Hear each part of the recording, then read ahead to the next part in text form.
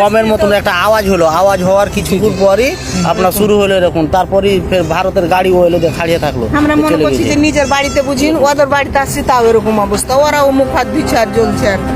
গুলির মতন ফুটলো, ফুটার পরই আমরা আর বাড়িতে থাকতে পারি না, বাইরে বার আছি যে কাহুর বাড়ি যাব, তাও এরকম নাক মুখ জ্বলে যাচ্ছে, চোখ মুখে দেখতে পাই না, মনে হচ্ছে আগুন ধরে গেছে নাকি। আর ভারত আমাদের সাথে কি করতে চায়, ভারত আমাদেরকে নিয়ে কি ভাবছে?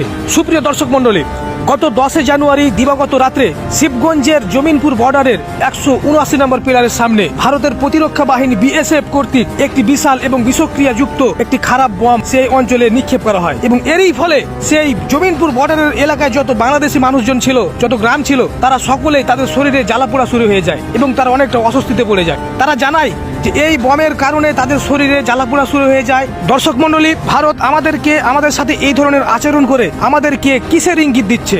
আসলে তারা আমাদের সাথে কি করতে চায়?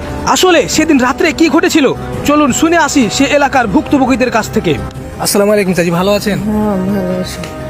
তো আসলে ঘটনাটা কি হয়েছিল? রাতে নাকি এখানে একটা কি বমের মতো নাকি কি আওয়াজ হয়েছিল শুনতে পেয়েছি আমরা। গুলি হলো, হ্যাঁ গুলির মতন ফুটলো, ফুটার পরই আমরা আর বাড়িতে থাকতে পারি না, বাইরে বার আছি যে কাহুর বাড়ি যাব, তাও এরকম নাক মুখ জ্বলে যাচ্ছে, চোখ মুখে দেখতে পাই না, মনে হচ্ছে আগুন ধরে গেছে নাকি। খাড়ে গ্যাস বন্ধ করছি, খাড়ে কারেন্টের হাতা ফেলছি, কিছু না। ওরকে বাড়ি যাচ্ছি, তাও ওরাকে দেখছি দে সবাই খালি মুখ ধুইছে, কলে টিউবওয়েলে খালি মুখ ধুইছে, মুখ জ্বলছে। হ্যাঁ আমরা বিষাক্ত কোনো গ্যাসের মতন, হ্যাঁ বিষাক্ত গ্যাসের মতন জ্বলে যাচ্ছে, এগুলা জ্বলে যাচ্ছে নাক মুখ, মনে চোখে দেখতে পাচ্ছি না, এরকম ব্যাপার হয়েছে। ওটা কি বর্ডারে মানে তারবাড়ার ওখানে হয়েছিল? হ্যাঁ তারবাড়ার রাতে হয়েছে। বিএসএফ ওই জিনিসটাকে ব্লাস্ট করেছিল নাকি? ইন্ডিয়া থেকে, তারবাড়ার ওখান থেকেই আসছে এগুলা গুলি। ওইটা ফুটার পরই আমরা এগুলা বুঝতে পারলাম যে হ্যাঁ এটা ফুটার পরই এরকম অবস্থা, এরকম করছে। তো দর্শক মন্ডলী, আসলে আপনারা ঘটনাটা শুনলেন যে কি ঘটনা হয়েছে। ভারত কয়েকদিন যাবৎ আপনারা জানেন যে বাংলাদেশ ভারত সীমান্তে চাঁপাইনবাবগঞ্জ উত্তেজনা বিরাজ করছে।